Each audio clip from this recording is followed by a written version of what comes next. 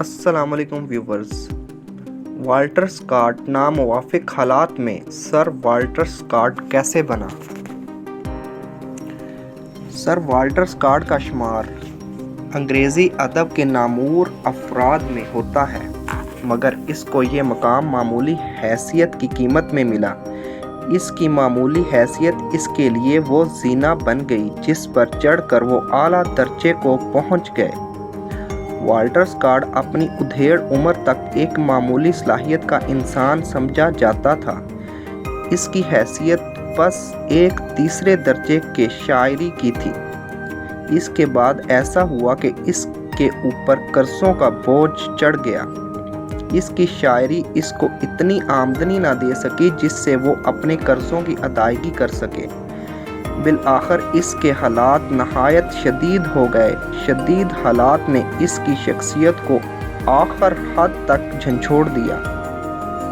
اس کا نتیجہ یہ ہوا کہ والٹر اسکاٹ کے اندر سے ایک نیا انسان ابھر آیا۔ اس کی ذہنی پرواز کے کام کا نیا میدان تلاش کر لیا۔ اب اس نے نئی کتابیں پڑھیں، یہاں تک کہ اس پر کھلا کہ وہ محبت کی تاریخی داستانیں لکھے۔ چنانچہ اس نے محبت کی تاریخی داستانوں کو ناول کے اندر سمو دیا۔ قرض کی ادائیگی کے جذبے نے اس کو ابھارا کہ وہ اس میدان میں زبردست محنت کرے۔ اس نے کئی سال تک اس راہ میں اپنی ساری طاقت صرف کر دی۔ اس کو اپنی کہانی بازار میں اچھی قیمت میں فروخت کرنی تھی، اور یہ اس وقت ممکن تھا جب کہ اس کی کہانیاں اتنی جاندار ہوں کہ قارئین کی توجہ اپنی طرف کھینچ سکیں۔ چنانچہ ایسا ہی ہوا۔ والٹر اسکاٹ کی غیر معمولی محنت اس کی کہانیوں کی مقبولیت کی ضامن بن گئی۔ اس کی لکھی ہوئی کہانیاں اتنی زیادہ فروخت ہوئیں کہ اس کا سارا قرض ادا ہو گیا۔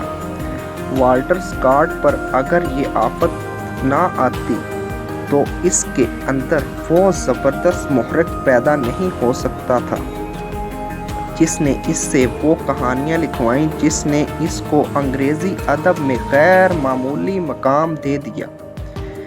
اس کے بعد والٹر اسکاٹ کو سر کے خطاب سے نوازا گیا۔ والٹر اسکاٹ کے لیے قرض کا مسئلہ نہایت جان گداز سمجھا تھا، لیکن اگر یہ جان گداز مسئلہ نہ ہوتا تو سر والٹر اسکاٹ نہ بنتا۔